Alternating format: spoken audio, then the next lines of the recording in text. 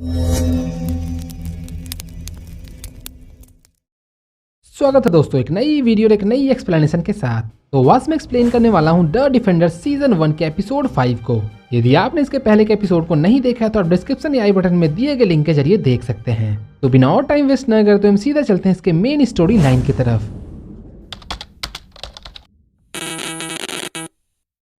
Episode की starting में हमें दिखाया जाता है कि मैडम गाहो, मोराकामी और व्हाइट हेड अपने आदमियों को लेकर चाइनीज रेस्टोरेंट में पहुंचते हैं, जहां ऑलरेडी इनकी टीम लीडर अलेक्जेंड्रा इलेक्ट्रा के साथ मौजूद थी। इनके वहां पहुंचते ही डिफेंडर्स और अलेक्जेंड्रा के टीम के बीच हमें एक जबरदस्त फाइट देखने को मिलता है, जहां अलेक्जेंड्रा के आदमी सभी लोगों पर भारी पड़ने लगते हैं। तब स्टिक कहता है कि हमें अब मिलकर फाइट करना होगा।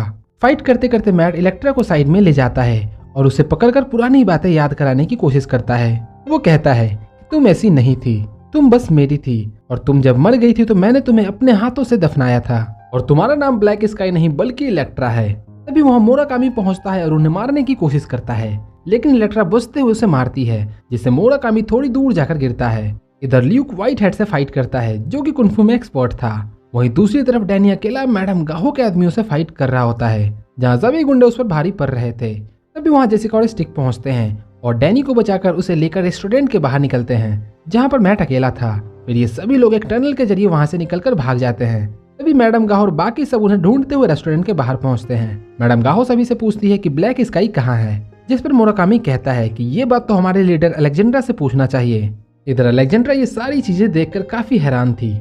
दूसरी तरफ डिफेंडर्स की टीम वहां से निकलकर सीधा डैनी के दोस्त कॉलिन के पास पहुंचते हैं, जहाँ कॉलिन उन्हें देखकर थोड़ी हैरान होती है, लेकिन डैनी उसे बताता है कि हैंड ने हमारे ऊपर हमला किया था और वे लोग हमारे एक आदमी ल्यूक को ले गए हैं। और तभी उन्हें अपनी ओर कोई आता हुआ महसूस होता है, और वो कोई और नहीं बल्कि ल्यूक ही होता है, जो कि काफी थका हुआ था। फिर ल्यूक सभी को वैन के पास ले जाकर उन्हें व्हाइट हेड को दिखाता है और कहता है कि उनका एक आदमी अब हमारे कब्जे में है। दूसरी तरफ हमें इलेक्ट्रा को दिखाया जाता है, जहाँ तभी अलेक्जेंड्रा पहुंचती है और वो उससे कहती है कि मैंने तुम्हारी फाइट देखी, तुमने मेरी तरह ही अपनी लाइफ में काफी सारी चीजें सीख ली है। जिस पर इलेक्ट्रा कहती है कि तुमने मुझे ऐसा क्यों बनाया। अलेक्जेंड्रा कहती है कि तुम हमारी वेपन हो और तुम्हारे पास कोई भी चॉइस नहीं है, हमने तुम्हें ये लाइफ दी है और तुम शुरू से ही हमारे लिए बनी थी। अगर तुम हमारे काम नहीं आई तो तुम ये बात अच्छी तरह से जानती हो कि आगे क्या होगा। तभी वहाँ मोराकामी पहुंचता है और अलेक्जेंड्रा से कहता है कि व्हाइट हेड को उन्होंने पकड़ लिया है, जिस पर अलेक्जेंड्रा कहती है कि हम सालों से परेशानियों से निकलते आए हैं, इस बार भी इस परेशानी से बाहर निकल जाएंगे, इसलिए हमें अपना पूरा ध्यान आयरन फिस्ट को पकड़ने में फोकस करना चाहिए। इधर व्हाइट हेड से इंटेरोगेशन के दौरान डिफेंडर्स की टीम को पता चलता है कि हैंड अब उनकी फैमिली मेंबर्स और दूसरे उनसे जुड़े हुए लोगों पर अटैक करेगा। इससे पहले कि कुछ हो, सभी लोग अपने करीबियों के पास पहुंचते हैं ताकि उन्हें एक सेफ जगह पर पहुंचा सके। दूसरी तरफ हमें डैनी और कॉलिन को एक कार में साथ दिखाया जाता है, जहां कॉलिन डैनी से कहती है कि हम बाकियों को खतरे में नहीं डाल सकते, जिस पर डैनी कहता है कि दरअसल तुम नहीं जानते कि हैंड कितनी खतरनाक है, वे लोग कुछ भी कर सकते हैं, इसलिए हमें उनकी जरूरत पड़ेगी। तभी वहां पर 2 ब्लैक कलर की कार आती है, जिसे देखकर डैनी उसके पीछे जाता है। कुछ देर बाद कॉलिन भी उसके पीछे जाती है और तभी वहाँ उसे बाकुटो मिलता है। बाकुटो को देखकर कॉलिन काफी हैरान होती है, क्योंकि दरअसल बाकुटो की मौत बहुत पहले ही हो चुकी थी, लेकिन फिलहाल वो कॉलिन के सामने जिंदा खड़ा था। उसे देखकर कॉलिन मारने के लिए उसे आगे बढ़ती है और बाकुटो बचते हुए उसे कहता है कि मैं अभी भी तुम्हें अपना दोस्त मानता हूँ। उन्होंने मुझे आयरन फिस्ट को लाने के लिए भेजा था, लेकिन मैं यहाँ तुम्हारे लिए आया हूँ, इसलिए तुम हमें ज्वाइन कर लो।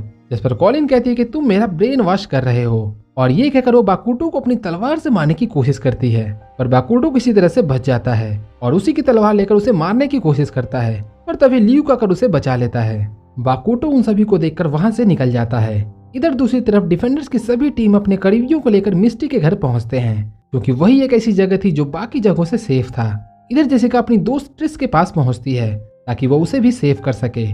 वो उससे कहती है कि तुम्हें मेरे साथ चलना होगा। ट्रिस के द्वारा कारण पूछने पर जेसिका उसे कहती है कि फिलहाल तो मैं अभी तुम्हें कुछ नहीं बता सकती, और जल्द ही तुम्हें पता चल जाएगा। तभी अचानक वहाँ मोराकामी पहुंचता है। उसे देखकर जेसिका ट्रिस को लेकर वहां से निकलने की कोशिश करती है, और तभी मोराकामी उसे एक जोरदार लात मारता है, जिससे जेसिका थोड़ी दूर जाकर गिरती है। मोराकामी उसे मारने ही वाला था कि तभी उसे एक स्टिक आकर लगती है। वो स्टिक डेयरडेविल की थी, यानी कि मैट ने डेयरडेविल का सूट पहन लिया था। डेयरडेविल को देखकर ट्रिस काफी हैरान होती है। फिर ये दोनों मिलकर मोराकामी से फाइट करते हैं। यहाँ पर मोराकामी की अच्छी खासी पिटाई होती है। फिर वो अपने आप को पिटता देख वहां से भाग खड़ा होता है। दूसरी तरफ हमें मिस्टी के घर कॉलिन को दिखाया जाता है, जो कि बहुत ही उदास थी। क्योंकि बाकुटो ने ही उसे बचपन से ट्रेनिंग दिया था ताकि वो हैंड के दुश्मनों से लड़ सके, पर वो अब बिल्कुल बदल चुका था। कॉलिन को उदास देकर ल्यूक की दोस्त क्लेयर उसे संभालती है। दूसरी तरफ हमें मैडम गाहो को दिखाया जाता है, जो कि बाकुटो के कॉलिन के पीछे जाने की बात से काफी नाराज थी। सफाई में बाकुटो कहता है कि कॉलिन हमारे लिए फायदेमंद साबित हो सकती थी, इसलिए मैं उसके पीछे गया था और मैं ये सब हैंड के लिए ही कर रहा हूँ। जिस पर मैडम गाहो कहती है कि ये सब तुम अपने लिए कर रहे हो। तभी वहाँ अलेक्जेंड्रा पहुँचती है और कहती है कि हमारे पास टाइम बहुत ही कम है, इसलिए मिलकर हमें एक प्लान बनाना होगा।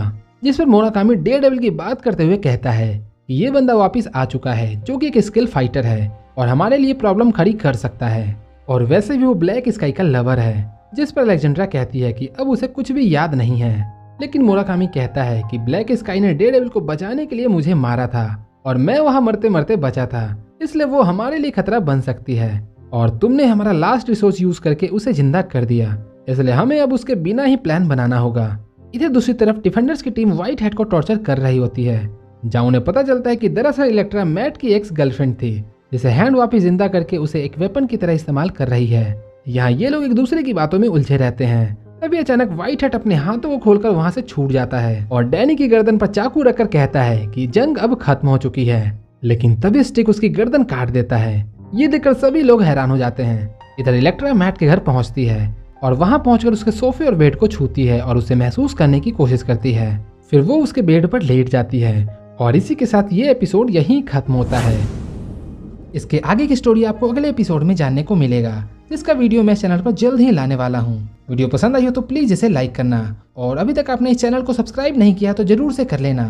तो मैं मिलता हूँ आपसे एक नई वीडियो और एक नई एक्सप्लेनेशन के साथ। Till then take care and bye bye.